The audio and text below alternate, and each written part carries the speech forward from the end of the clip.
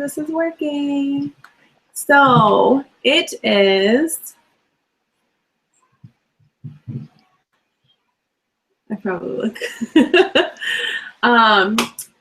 So we are going to talk about 10 things to do after your training workshop. So I don't know about Stephanie, but I felt like after my training workshop, I just want to make sure this is working on my website. Perfect. Yeah. After my training workshop, I kind of felt like I was thrown out into the world and I didn't know what I was doing. And at that time, there weren't any other doulas really practicing in my area. And I just felt really alone and like helpless. And my training workshop had kind of covered like a little bit about setting up your business and like tax deductions and things like that, but didn't really break it down. So that's what Stephanie and I are going to do for you tonight. So for those of you that don't know, didn't watch last week, I'm Kelly Green. I am currently in Chicago, Illinois, and I'm a birth and postpartum doula, as well as a lactation consultant and a prenatal yoga teacher, a nutritionist, and just all over cool mom, I guess. And we have Stephanie Main with us tonight, and I'll let her introduce herself. Hi, I'm Stephanie. I run Bella Birth, Doula Services, and Hypnobirthing Education, and I'm a mom as well. I have 4 kids. I always forget what to say during introduction. That's all right. I've been a doula for 7 years. I've been a midwife's assistant for a couple of years now, and I've been teaching hypnobirthing for a year.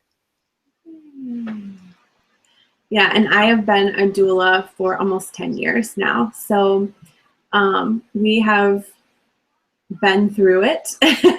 So I think that's why Stephanie and I are both interested in having these conversations, is we feel like doulas don't have to struggle and don't have to go through all the things that we did. And we really want doulas to be able to leave their training workshop and hit the ground running and make their doula business functional and a career, and be able to support their families and not just have it be a hobby or something that drains resources. So unless you have anything else to add, Miss Stephanie, we'll hop right into it. I'm ready. All right. So we have 10 things that we thought were kind of the most important things to tackle when setting up your business and after you leave your training workshop.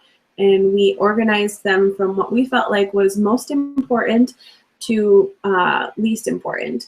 Not that number 10 is not important, but we felt like the earlier things needed to be tackled first.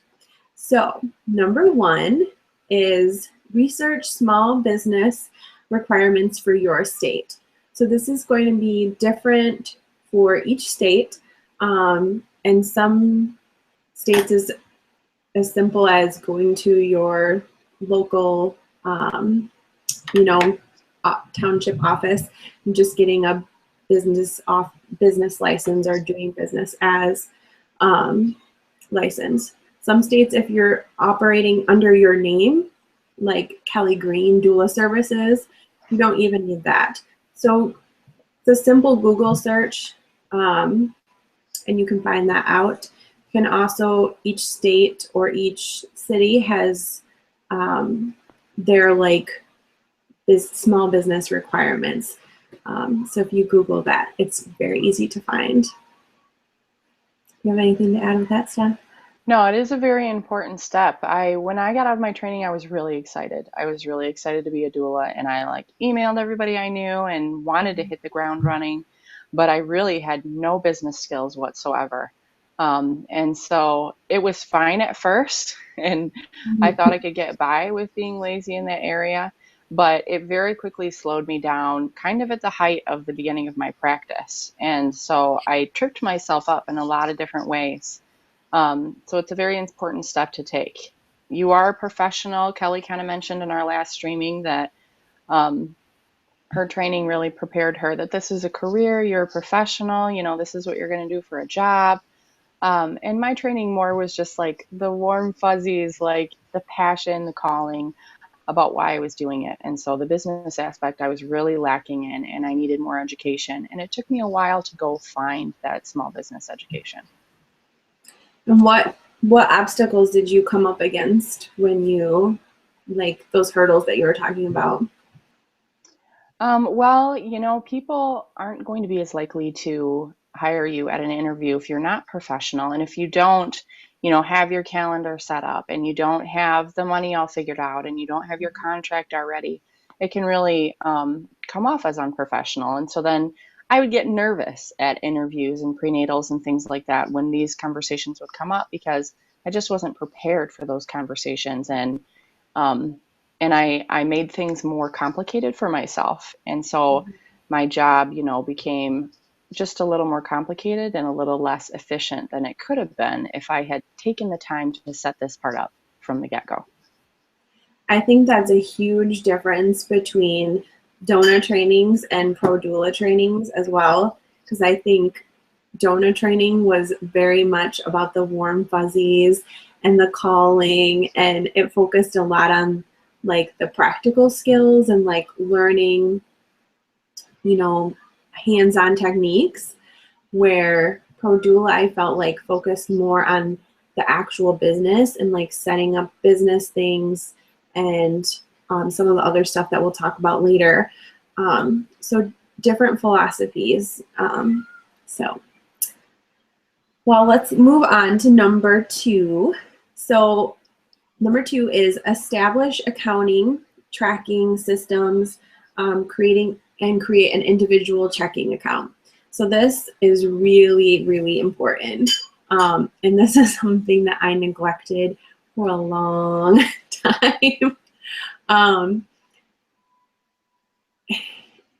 It's one of those things that, again, if you're taking yourself seriously as a business, you need to have your own checking account separate from your personal account. It doesn't have to be like a huge thing. You don't have to be an LLC or anything like that. You can easily go to your bank and set up a small business account as a sole proprietorship. And it's really simple. It's just the same process as if you set up, a personal checking account. But that will allow you to simply track your expenses.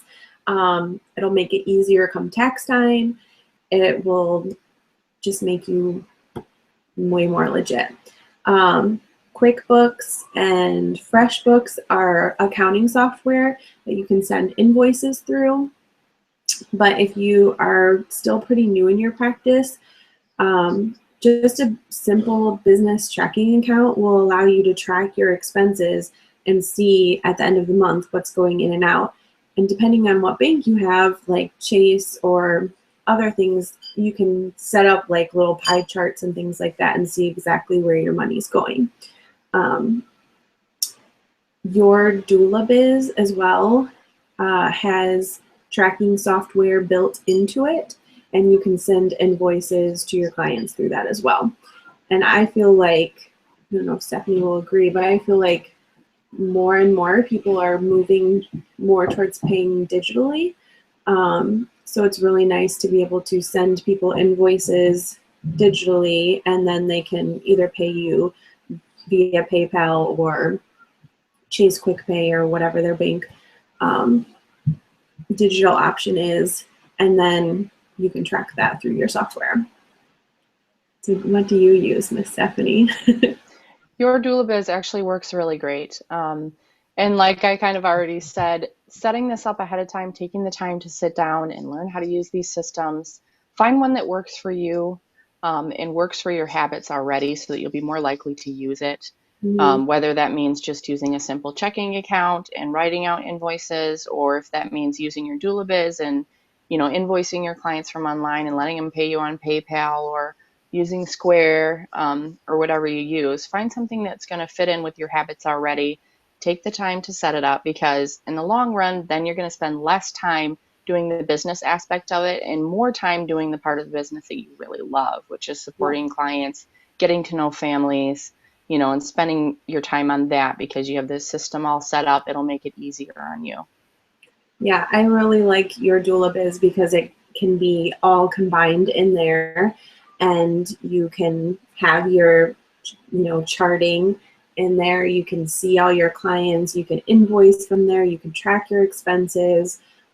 So it kind of combines everything in one place, and that way you don't have FreshBooks and your online charting system and then something else.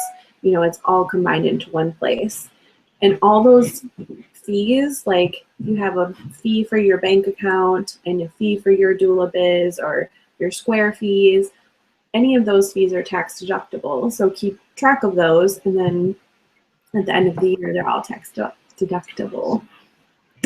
So that's the boring part about being a doula or being a small business owner at all, is the accounting. So I would recommend picking, depending on how many clients you have, once a week or once a month, where you sit down and go through all your accounting, make sure all your invoices are paid, make sure all of your expenses are tracked, and keep up to date with it. It will make your life much easier in the end. So Yes, it will. yeah. Number 3 is make a child care plan. So hi Newman. Newman's gonna come join us. So make a child care plan. So this is, I think, the number one reason why people don't become a doula. I feel like, I don't know if Stephanie would agree, but the child care aspect of doula work can be really difficult. Especially, okay, buddy, we can't cuddle right now. Especially if you are a birth doula, because you have the unpredictable hours, it's often difficult to have predictable childcare. So I'll let you talk first, Stephanie, since you're currently practicing as a labor doula, and you have children than I do. I was really nervous about that aspect when I first became a doula. I thought it was going to be impossible. When I first became a doula, I had 3 young children. I'm trying to remember how old they were, 3, 5, and 7 at the time. And so I didn't know how much I would actually be able to work, or do the thing I love, because at the time I really didn't even consider it work. I couldn't wait to do it. Um, but I quickly realized that being a doula is such a wonderfully flexible position. You really can take as many clients as you want to take. So I was only taking 1 to 2 clients a month. And so that meant that there was only 1 to 2 days a month where I would have to find childcare for possibly a long period of time. And then I would have, 1 or 2 short prenatal visits too, to schedule outside of that. And so I had a list, I kind of talked to people ahead of time and Mhm. figured out who would be willing to help me in that way. My mom was a huge help. You can never undervalue grandmas. Yeah. And then I also had several friends that would be willing to help me once a month. So if I had, a whole list of friends who were willing to help me once a month, that meant that I could kind of go down my list. And nobody ever felt burnt out from helping Oops. that. Oh, Sorry, I'm always doing this on my phone, so I get random phone it's calls. Um, Nobody felt burnt and out. yeah, nobody ever felt burnt out helping me, and I didn't feel like I was asking people over and over and over again, because there was always a matter of weeks in between, the times that I would call them and ask them for help. Um, and I found friends who were willing to help that I didn't actually have to pay, so that was huge. But I have a great support system. I know that that's not possible for everyone. Um, and so if you have to pay for childcare, make sure that you're building that into your fee. Make sure that you know how much your time is worth, because it's not just your time, it's your family's time. So, put a value on that. Make sure that you're getting paid enough to cover that cost. so that you can pay for childcare. I'm trying to think of what else. Yeah, I think that that's a very important part that we didn't touch on last time was um, really establishing a great fee. Maybe that will be a topic for a future call, how to establish your fees. And talking about what a doula is worth, what we're worth.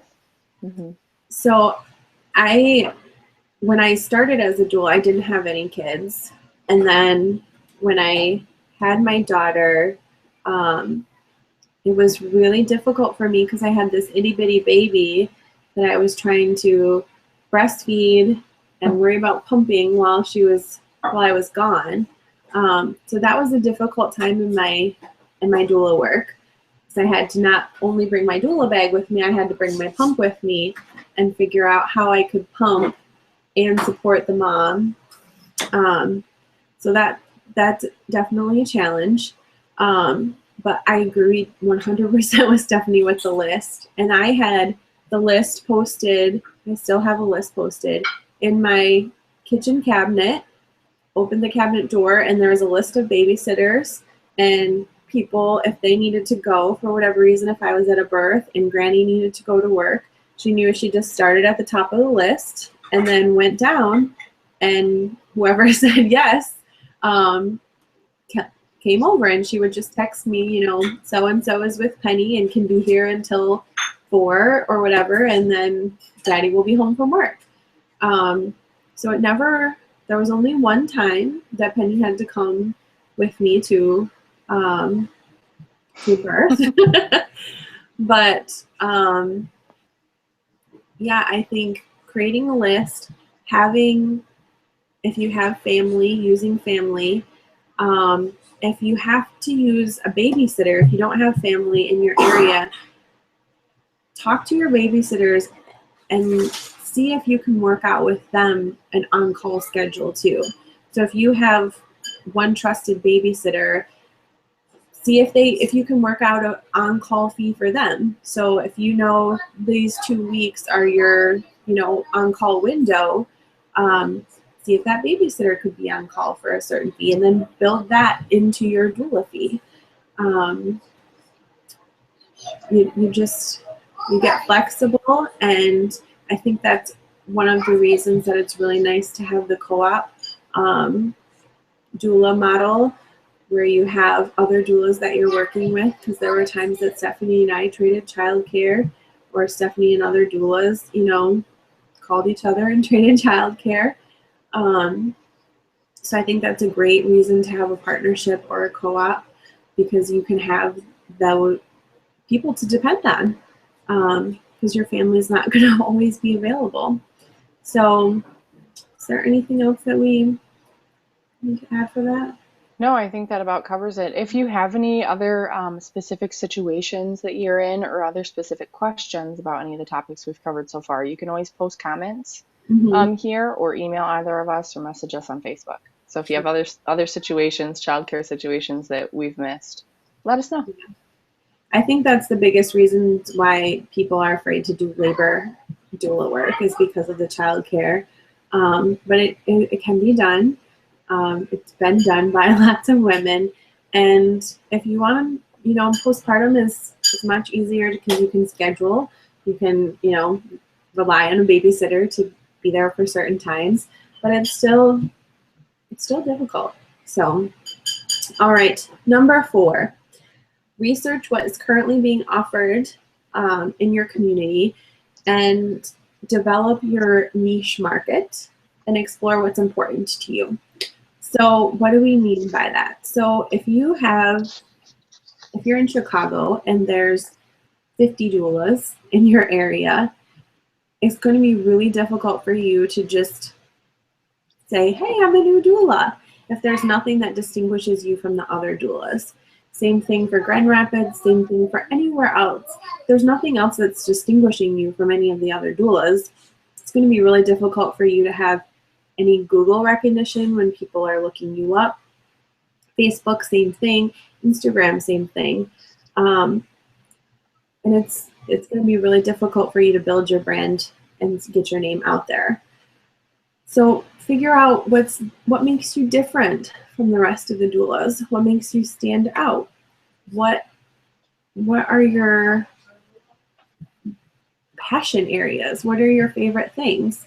So I really love preemies and babies who have had health issues, or families who have kiddos with autism.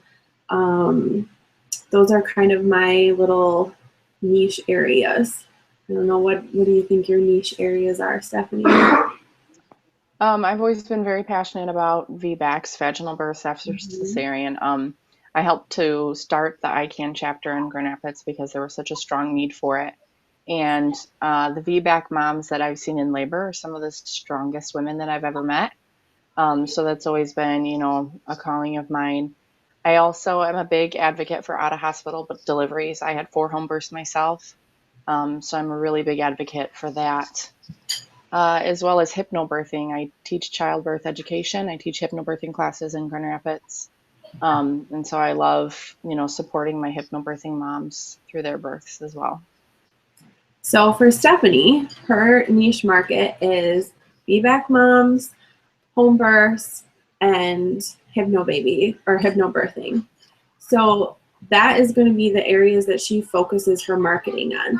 Those are going to be what her Instagram, her Twitter, her Facebook is focusing on. That's what makes her different than all the other doulas in Grand Rapids. So that's what you need to pull out. And it can be difficult when you're a brand new doula, but think about what are areas that you're passionate about. Is it teen moms? Is it what area makes you passionate? What area, when you're scrolling through your Facebook feed, do you click on and like? What area, when you're scrolling through your Facebook feed, are you like, oh? Those are your passion areas. Those are your niche areas. So it's important to take time to really sit down and look at and develop and think about that. And what else? I lost my train of thought there. Well, both of us, really are about natural families too. Like we really like to support families and their efforts and attempts to have their babies and their pregnancies and their births be as natural as possible. Not Mhm. to say that we don't support moms in all different situations, but we both feel pretty passionate about that as well. Yeah.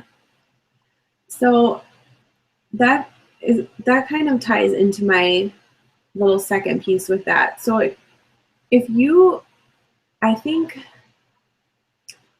there's a very mixed opinion that when you are a doula, you support everyone. And while I agree that as a doula, you should support your clients without judgment and support their decisions, if you have areas that really light you on fire, like if there's somebody that's smoking in the home with the baby, or if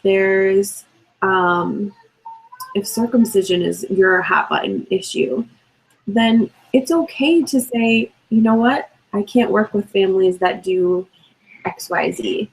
Now, realizing that that's going to limit your market, and obviously, the more that you create those barriers, the smaller and smaller your market's going to be. That can potentially backfire on you. But if you have something that is really going to impact your ability to serve a family, it's okay to recognize that and to just have that be okay. Um, I felt like we did this, I don't know if you did, Stephanie, but we did this exercise in my DONA training where she went through and would you be okay serving a same-sex couple family? Would you be okay serving, and went through this whole list of things that could potentially show up in your inbox as, I'm looking for a doula. And that's going to happen. And so you have to decide before you get that email, are there families that you personally would not be comfortable serving? And hopefully not, but you have to decide. I've never actually encountered a situation yet where I was like, oh, I just can't do this. Because, at the heart of our practice, we really are, supporting women and loving women. And I loved what you said on Facebook today. We tell our moms there is no right or wrong way. You are doing the absolute best you can with your current situation. We all have unique circumstances, and you have a unique baby. There Mm-hmm. is no other baby in the world like yours. Yes, there are often similarities, but each family and each baby is unique. This is why we are all given gut instincts. Tune into them and listen. And Mm-hmm. so that applies to the moms we serve, but it also applies to us. If you Yeah. have your gut instincts are telling you you're not comfortable with a situation, that's okay. And you can tune into those and listen to them. And I think that there is a doula for everybody. And I think as experience, as you gain experience, then you will be more comfortable in situations. But I served a couple right before I moved from Grand Rapids that a mom had really, really bad PPD and did not want to hold the baby at all, did not want to talk to the baby, did not want anybody to even acknowledge that there was a baby in the home. And she had gone through like 4 doulas that said they would not work with her. And I was like the 5th doula. And so, yes, it's okay if you say, I'm not comfortable with that. And because in the long run, if you go into that home and you are working with them and you're not comfortable, that's going to do more damage in the long run than if you say, you know what, that's really kind of not in my level of knowledge or experience, but I know somebody who might be experienced with that. So that's why, and we're going to come to that in a couple of points, but it's important to have that referral list so you can say, you know what, I don't feel comfortable with that, but I know somebody who probably will be. Because you never want to leave a mom just hanging. You don't want to say, no, sorry, I'm not the doula for you. Good luck. Because that's not a great feeling for the doula or for the mom. So, all right, number 5, network with other doulas and decide what practice model you'd like to implement.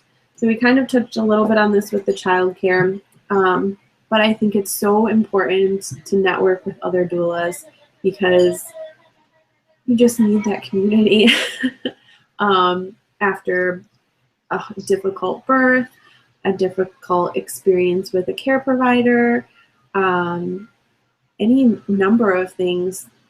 Being a doula is kind of a unique profession, and it's not something that a lot of people can relate to. So if you have that group of doulas that you can be like, I need that support, I need to talk to you about this experience that I had, it can be really, really beneficial. Do you want to talk Yeah, about? sorry. No, go ahead. My network has been so important to me. And Kelly, when you and I started, there were not very many doulas in the Grand Rapids area, and so I reached out, to the internet. I had Twitter. We just kind of talked about before we started. There used to be Doula Chats on Twitter, and Facebook and Instagram. I have friends that I have talked to for the last 7 years online that I've never actually met. Mm-hmm. And they're so important because the job that we do, we have to invest so much of our emotional energy into the job that we do. And so we have to make sure that we have a way to, reinvest that into ourselves, to refill our tank so that we have more to give other women.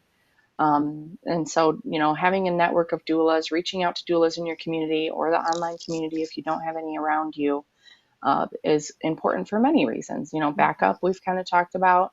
Having other doulas that that you can refer people out to if you meet a mom and you go, like you said earlier, if you meet a mom and you're like, I know a doula that you probably just get along with really well, but also talking through the rough births, like you've said, and just that emotional support that you get from other doulas because they understand what you do and the sacrifices that you make to do this job. They're going to be able to give you an encouraging word like no other. Mm-hmm. I 100% agree. And I think community has, especially online, has gotten so much better. Like the just the amount of physical community has grown exponentially. I mean, when we started the co-op 7 years ago, like we were the 5 doulas in our area, and now there's a huge community. But if you go on doula groups in Facebook, there's hundreds and hundreds of doulas. And so to be able to go on and instantly have your question answered, if it's something that you have never come across, you can go online and have your question answered confidentially and get experience from other doulas. So I think you're not alone, and lean on your sister doulas for support. So I think we're good with that one. Number 6. Amen to that. Yes. Number 6, get some CPR training. So most doula certifications, this is part of that process. But if it is not, you can get it through Red Cross. You can get it through most hospitals. You can get it through some fire departments. You can get it through a lot of places. I highly recommend Karen Strange, right? Karen Strange? Is that who I'm thinking of? Okay. Her course as well. She takes a really kind of midwifery, holistic approach to infant CPR. It's way more information than you would need as a doula. It's geared more towards midwives. But if you're ever in that situation, if you are attending a birth and are a client and you're 45 minutes to an hour away from the hospital and you're driving to the hospital and you have to give birth on the side of the highway, like, do you know what to do while you're waiting for the ambulance to come? So it seems like it's a silly thing, but I think it's very important for birth or postpartum. If you're doing an overnight postpartum shift and you walk in and the baby's not breathing, do you know what to do? So it's a simple thing that you can do that could really, really make a difference. Have you taken the Karen Strange course? I have not taken the Karen Strange course, but I've done a lot of different trainings, for my midwifery assistant job. In Dona, they really, did not encourage that at our Dona training at all, because they, were very specific about a doula not ever doing anything clinical. So that wasn't part of our doula training, and they didn't even encourage us to do that. But I find that most of the doulas I know want to learn as much as they can. And so, most of them find other trainings. They want to learn as much as they can about birth, just so that they can better support their clients, even if they're not doing any clinical tasks, like, performing neonatal resuscitation or anything like that. And it is important to know, when to draw the line and when it's appropriate to use that knowledge and inappropriate to use that knowledge. But I totally agree with you that I feel more comfortable having that knowledge just because of our proximity with newborns and stuff like that. I would want to know what to do if I ever came upon a situation. But I do have to be really careful, if I'm at a hospital birth, that I'm not interjecting those opinions or that knowledge into that room, when it's inappropriate. Yeah. To be clear, this is not so that you can put your 2 cents in if you are at a birth and a baby needs resuscitation. This is purely if you are unintentionally at an unassisted birth, or you are providing care as a postpartum doula and you come to a baby that is not responsive. So that's why I feel like CPR is important, because even if you call 911 instantaneously, which you should do, it's still going to be 2 to 10 minutes before an ambulance gets there. And trust me, as someone who has had to call an ambulance several times for my child, even if it's 2 minutes, it seems like it's 25 minutes. So if you are able to do something in those 2 minutes, you feel way more empowered than if you have to sit on your hands and just do nothing. And I feel like you are way less, from a legal standpoint, if you are providing care and you come to a baby that's not responsive and you just stood there and did nothing, versus if you attempted to do CPR, I think you're in a better legal standpoint. But I might be incorrect on that.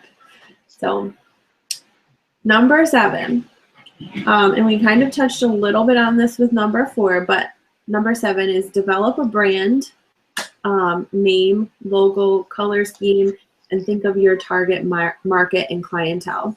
So when you are sitting down to develop your niche market, when you're sitting down to think about what makes you different, that comes into your brand and your logo. So as Stephanie mentioned, we tend to be more geared towards the natural, earthy, holistic mama kind of crowd. So am I going to have a stark black and white geometric logo versus something that might be more floral and soft and colorful? I think I would probably go more towards the colorful flower one. So when you're thinking about your niche, that should play directly into your name, into your logo, and into your color scheme. And if you're having a difficult time developing those, create your ideal customer. Go through your Facebook feed and see who you would like to be your customer. See what they're posting, see what colors they're using, see what they're liking, and use that. That's what I've learned, at least.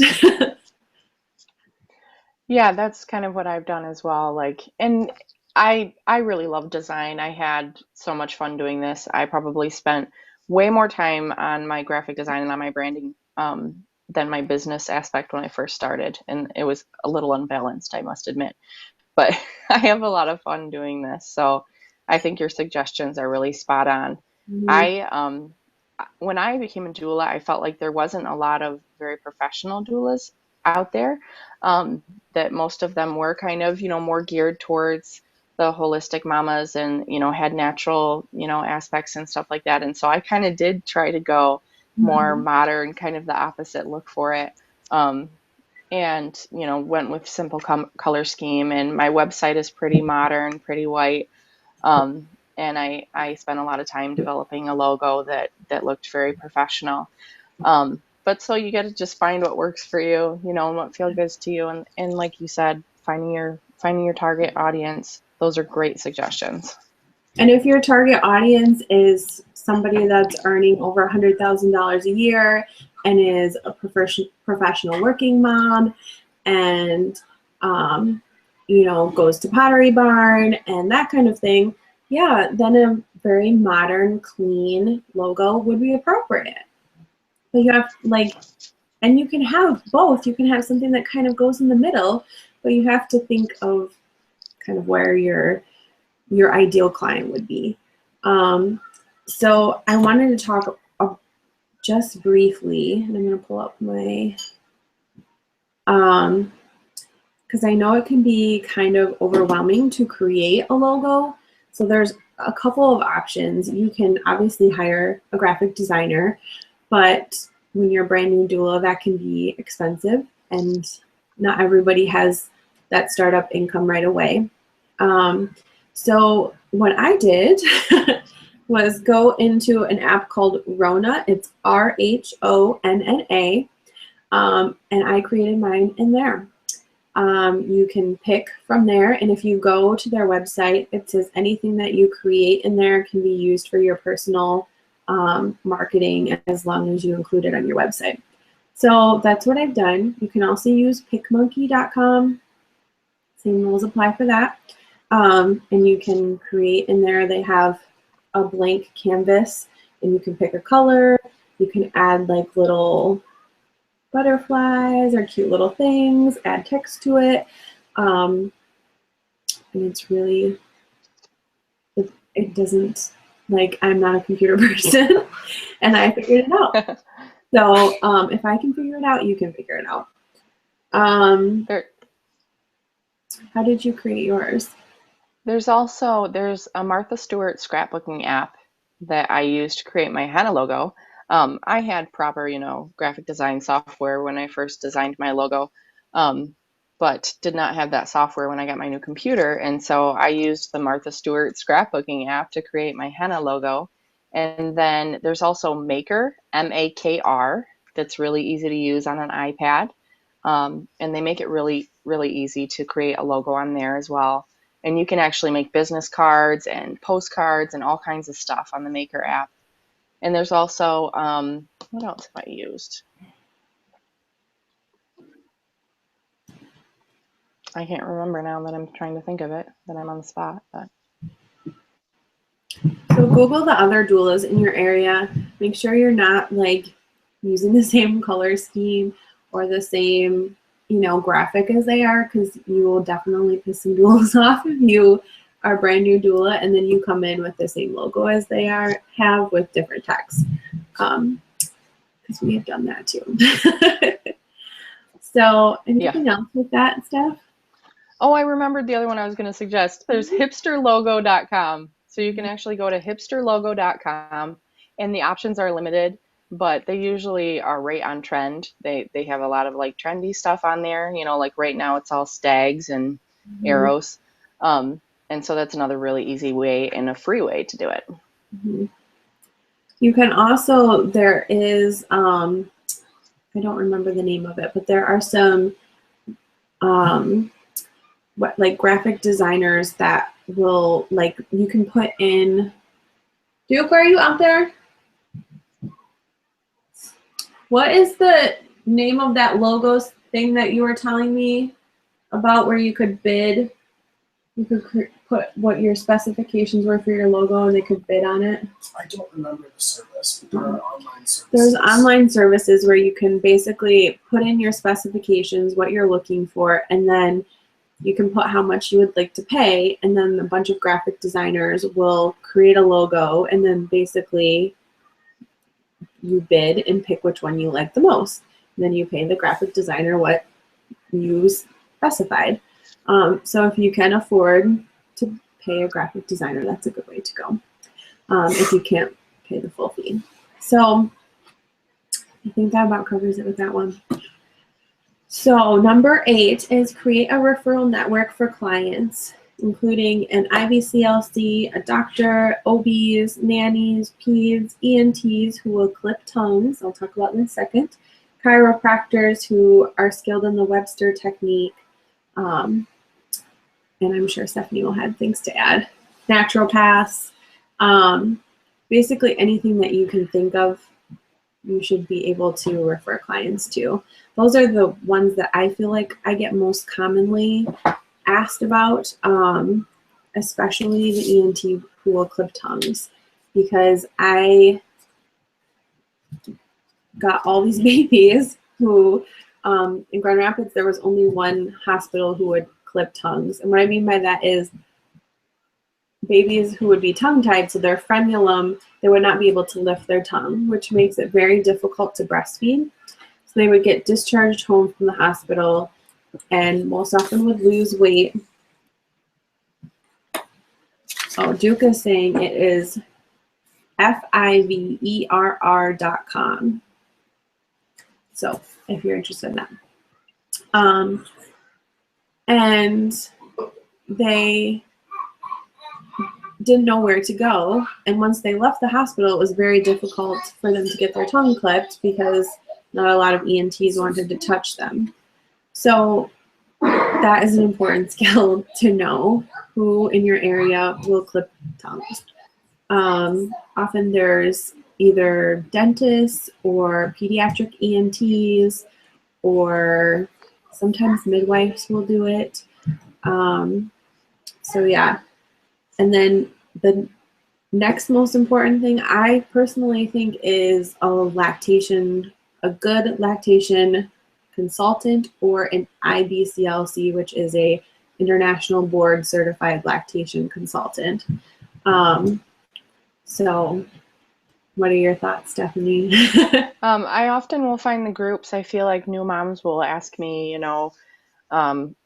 postpartum, mental disorder support groups, cesarean recovery support groups, breastfeeding support groups, or just play dates. Like, I need to get out of the house. It's February. I have this little baby and I don't know what to do. So finding like the interesting things like that in your community, keeping up to date with that.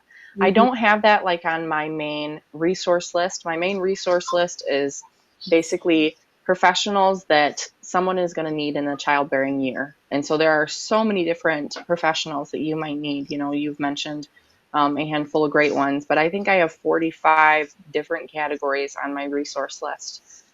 So anything, from a good psychologist that understands PPMD, to a lactation counselor, like you're saying, or a lactation consultant. There's so many different things. I also have my favorite resource for cloth diapers and things like that. I feel like the power of the referral as a doula is a really big part of what we do.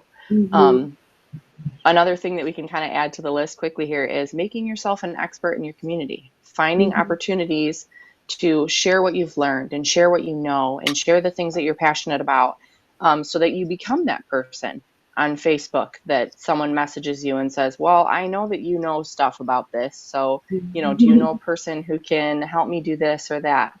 I have people that, ask me questions all the time that are not even my clients. And so that resource list and keeping up on up-to-date, events and support groups has been a big part of what I do. Yeah, I agree. And I want to add, so most certifying organizations, that will be part of your certification process. So just keep that up to date. But I want to add one piece that I personally do. I don't know if all doulas do this, but if I got a referral, say from a midwife for breastfeeding services or for postpartum services, I would send that midwife or that doctor a thank you note. Just a simple like, hey, I saw so-and-so. Thank you so much for referring me, her to me. I really appreciate it. It's a simple thing. I would have, once a month or once a week, depending on how many referrals I got, where I would have it be mail day, where I just wrote out thank you notes. It means so much to people in this day and age to get handwritten thank you notes. So don't let that get lost in this digital age. It really is a great community building thing to do as well. And it will reinforce that they really do, you really appreciate their referral, and they'll continue to send you referrals. So number 9, this was something I wanted to touch on in the last video and we did not get a chance to. So I think it might be one of the most important things, but set expectations with family. So talk about on-call life, birth, sporadic hours, different care providers, work hours. Really sit down as a family. If you have older kids, it's important to sit down with them too and just let them know, like, hey, this is what mom's going to be doing. Or dad, there's guy doulas now out in the world. This is what mom or dad's going to be doing. It's going to be a little bit different. Sometimes mom's going to be gone in the middle of the night. Sometimes you might wake up and grandma's going to be here. Sometimes somebody else might pick you up from school. Maybe create like a code word so they know, if somebody new picks them up from school, that's okay. And that you're at a birth, or call the school and let the school, pass on a message that, hey, mom's not going to be here today. And just set expectations about what's important. So for my family, we sit down at the beginning of the year and go, okay, what are the things that under no circumstances can Kelly miss this year? So for me, that's my daughter's birthday, no questions. And then each year it's different. So it might be a family trip one year. It might be, like this next year it's going to be my sister's graduation. And so then that will be either time that I don't take doula clients that month, or that I have really awesome backup scheduled. And I talk to my family and make sure that we're all on the same page. I see you with your big grin. What are you thinking? No, I just think you're like totally nailing it. And also like understanding what on-call life really means, and maybe that's a whole conversation for another video. But if I'm on call, I'm not going more than an hour out of town. I always have my phone on me. And some of those little details too that kids will notice. If it might seem different to them. It might be something that they have to get used to. Mm-hmm. Or that you answer a phone call and you're walking away, or that you're talking about birth, or that random women are walking up to you asking questions about their placentas or breastfeeding, or whipping their breasts out in front of you. I think that was like the biggest adjustment for my husband. It was like we would drive places and meet women in the parking lots, and they would just whip their boobs out, and and that was like the new life. And so I think it depends where you're coming from. If you're coming from like a medical background or a crunchy lifestyle, it might not be that big of a shift. But if you're coming from, a really professional, not that doulas aren't professional, but a really, kind of cookie cutter box life, and then all of a sudden you're in this whole new world, it might be a totally different experience for your family. And then you're like, what did I just get into? So just be open, have conversations often. And yeah, talk to your family, figure out, okay, what realistically can I take? Can I take 1 client a month? Can I take 5 clients a month? And what would that look like? Stephanie coming off, 8 births, 10 births this last month? 11 in October. I never do that many though. Usually that's how many I'll do in a year. Yeah. So how was that for your family?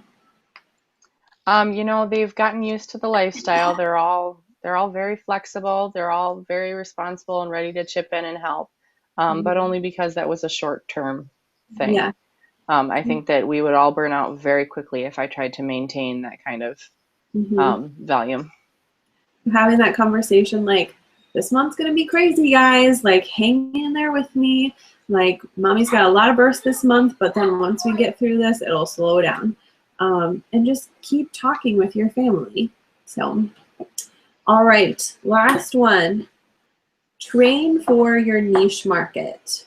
So going back to your niche market, if you're noticing a theme, that's like the most important thing. So like Stephanie said, her niche market is VBACs. One of her niches is VBACs. So for her, a spinning babies workshop might be really great, because that goes really in depth with getting babies in optimal fetal position, which is great for VBACs. Optimal fetal position is great if you're going for a hypnobirth. So that would be something I would recommend to her. Yoga, you can train in prenatal yoga, breastfeeding, infant massage. Go on to study childbirth education, as Stephanie did. If you're working a lot in postpartum, maybe you take some training in PPD or bereavement, or autism. If you have a lot of families that you're working with that have kiddos that have special needs. So go back to your niche market. What are the services that your families need? How can you better serve them? And train in that area. I loved spinning babies. I think everybody should take that class. Gail Tobin is absolutely amazing. I learned so much in that. My family is playing Splatoon if it's loud. I learned so much in that class, and I think everybody should take that class, but I'm a little biased.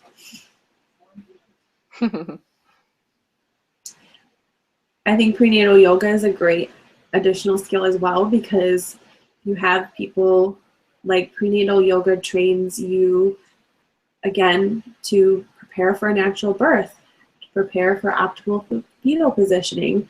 It helps you develop those skills of connecting with your body. So really, I mean, anything that you can add to your repertoire is going to be beneficial, but figure out your niche market and train towards that.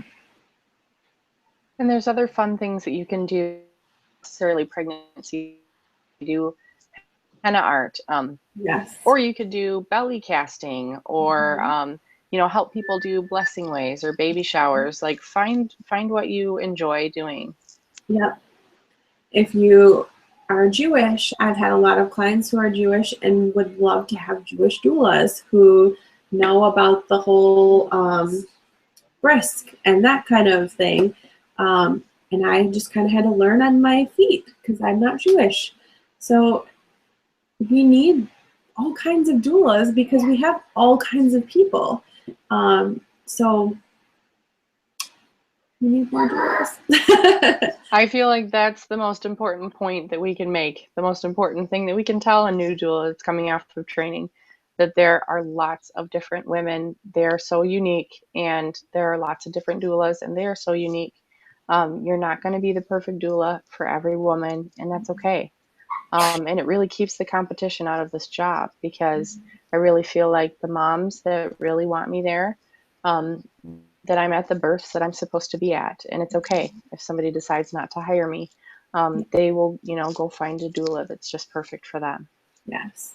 I think if you can take your ego out of it and stop, like, don't get attached to, oh, this person didn't hire me or I didn't make it to that birth. Take your ego out of it. It's not about you. It's not your experience. If you're meant to be at that birth, great. But your job is to educate that family beforehand. Make sure they feel empowered and supported and like they know their decisions. And then let them go. If you make it to their birth, great. If you support them in birth, great. That's your, I mean, ultimately that's the goal. But don't get caught up in that. Don't get caught up in, I didn't get hired by this family. They found a doula. They found a doula that met them. And I felt like in the beginning I got so stuck on, oh, I didn't get hired. That person they hired, you know, blah, blah, blah. I learned it's not about me. And I had a great experience with that doula. And I instead got hired by another client that I had a great experience with. So there's a doula for, there's not a doula for every person right now, because we need more doulas, especially we need more minority doulas. We need more doulas of different faiths, of, you know, Muslim and Jewish and every other faith that there is. We need just more doulas because there's people of all different kinds, faiths, walks of life, and there's just not that wide a variety of doulas yet. So recruit doulas. I agree. All right. Well, anything else you want to add, Miss Stephanie? Once again, just like at the end of the other video, you can find me at mybellabirth.com. My email is mybellabirth@gmail.com. I love talking to new doulas. If you ever have any questions, feel free to contact me. I'm also on Twitter at bellabirth, and Instagram at bellabirthgr. And we are going to be doing another, we are just falling in love with this, sharing information and getting our voices out there. So we are going to be doing another call on 11:30 about tips for getting hired and how to prepare for interviews. So that's going to be on 11:30, same time, 7 Central, 8 Eastern. So tune in for that. And as always, these will be going to YouTube so you can watch them. I am at yourgreendoula.com, and I am newly on Twitter. I'm learning Twitter as my husband is trying to teach me at yourgreendoula, or no, at a green doula. I'm on Instagram at yourgreendoula, and I'm on Facebook. And you can email me at yourgreendoula@gmail.com. So I hope you enjoyed this. I hope it was helpful. If you have any questions, please feel free to email us or comment below and we will get to them. So thanks so much for watching and have a great night.